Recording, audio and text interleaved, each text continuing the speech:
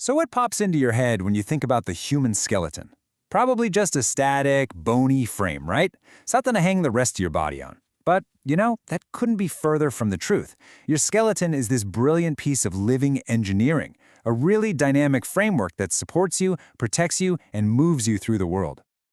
We all learn that number in school, don't we? 206 bones in the adult human body. But it's so much more than just a number to memorize for a test. Every single one of those bones has a specific job, and they all work together in this incredibly complex, interconnected system. So what's the grand plan here? What are they all really doing? Okay, here's a cool way to think about it. Your skeleton is like three things in one. First, it's an architect, giving you that solid internal structure to stand up against gravity. Second, it's a bodyguard, shielding your most vital organs from harm. And third, it's a toolkit, giving your muscles something to pull on so you can actually move. So, let's dive in and explore this amazing blueprint. Now, this whole system is basically broken down into two main parts. On one side, you've got the axial skeleton. This is your core, and its whole deal is protection and support.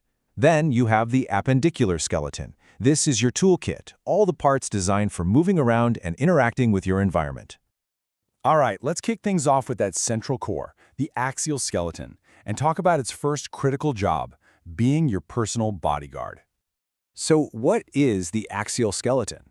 Well, it's pretty much the central pillar of your entire body. It's made up of 80 bones that form your head, your neck, your chest, and your back. It is literally the foundation that everything else is built on. And right at the very top of that pillar, we have the skull. You're going to think of it like a high-security vault, and its most important, non-negotiable job is to surround and protect your brain. Now, this vault is actually made of 22 different bones. They're split into two main groups. You've got the 8 bones that make up the protective case for your brain, and then the 14 facial bones that, well, give you your face. But here's the really wild part. Out of all those bones, which are mostly fused together, only one is designed to move, and that's your mandible, your lower jaw. And speaking of standouts, you've got to hear about the hyoid bone. This little guy is in your upper neck, and it's the only bone in your entire body that doesn't connect directly to any other bone. I mean, it literally floats. It's held in place by muscles and ligaments, and it's super important for supporting your tongue and your larynx. How cool is that? Okay, so it's a bodyguard, for sure. But the axial skeleton isn't just about protection. It's also our main support structure, the architect holding this whole operation up. Let's check out how it does that. Holding up that skull is the vertebral column, your spine. But this thing isn't just some stiff pole. No way. It's a flexible, dynamic tower made of 24 individual bones called vertebrae, plus the sacrum and coccyx fused at the bottom. This design is what gives it incredible strength, but also flexibility and the power to absorb shock. And this tower is organized into 5 distinct regions. Let's take a quick tour, starting from the top. You have the 7 cervical vertebrae in your neck.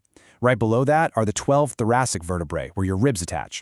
Then come the 5 big, strong lumbar vertebrae in your lower back. And finally, you get to the fused sacrum and the coccyx at the very bottom.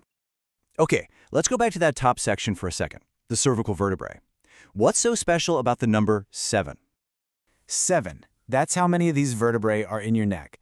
But here's the mind-blowing part. It's the exact same number found in the incredibly long neck of a giraffe. It just goes to show you this amazing common blueprint that runs through the animal kingdom, even with these huge differences in scale. And to wrap up our tour of the axial core, we have the thoracic cage. This is made up of your sternum, or breastbone, 12 pairs of ribs, and those thoracic vertebrae we just mentioned. Together, they form this incredible bony shield that protects your heart and lungs. So, we've got this strong, stable core. Awesome. But how do we actually do anything? How do we move? Well, that's where our toolkit comes in, the appendicular skeleton. The appendicular skeleton is basically everything else. It's all 126 bones of your arms and your legs. But, and this is super important, it also includes the specialized girdle bones. These are what connect your limbs to that central core, and they're what allow us to move around and, live our lives. So how does that connection work? Well, for your arms, it's all thanks to the pectoral girdle, what we usually call the shoulder girdle. And you can feel one of its main bones right now. Go on, just trace your finger along your collarbone. That's your clavicle. That clavicle, along with your scapula, your shoulder blade, makes up the pectoral girdle. And its clever design is what gives us that incredible, almost 360-degree range of motion in our shoulders and arms. Now, contrast that with the pelvic girdle, which anchors our legs. That's a heavy-duty ring of bone. It's built for strength and stability, not mobility. And this shows you a brilliant trade-off in our body's design. We've got mobility up top and stability down below. Okay, we've seen the skeleton as a bodyguard, an architect, and a toolkit. But maybe the most incredible feature, the real secret, is that it's not some finished product. It is a living, changing framework that is constantly responding to your life. This quote just nails it. Bones are dynamic organs. What does that mean? It means your bones are alive. If you start lifting weights, the points on your bones where your muscles attach will actually get thicker and stronger. Your skeleton is literally adapting, in real time, to the demands you place on it. And this process of change, it's a lifelong journey. It starts in the womb when our skeleton is just flexible cartilage. At birth, the soft spots in our skull, called fontanelles, let the head change shape for a safe delivery and allow for brain growth. Then through childhood, our bones harden and fuse, and this amazing process of adaptation and remodeling never, ever stops. It keeps going right through adulthood. So, here's the big takeaway from all this. Your skeleton is not just some structure you inherit. It's a structure you are actively building every single day with your actions. It's your body's master plan, and you're the one constantly revising and redrawing it. So, the only question left is, what kind of masterpiece are you building?